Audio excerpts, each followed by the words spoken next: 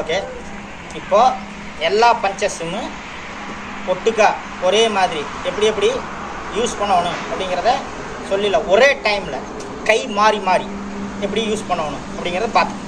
Ready? First பஞ்சு 1, second பஞ்சு 2, third பஞ்சு 3.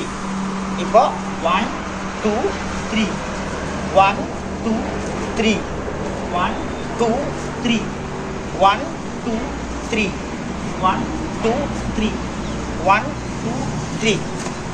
நல்லா கவனிங்க.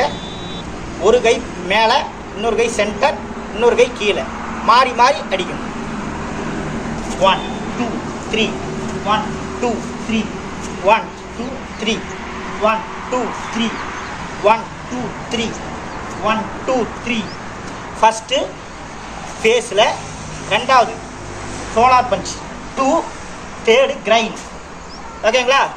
First phase 1 2 3.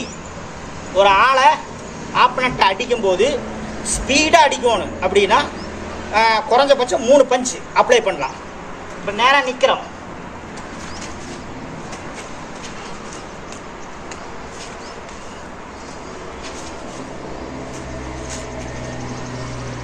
பாருங்க,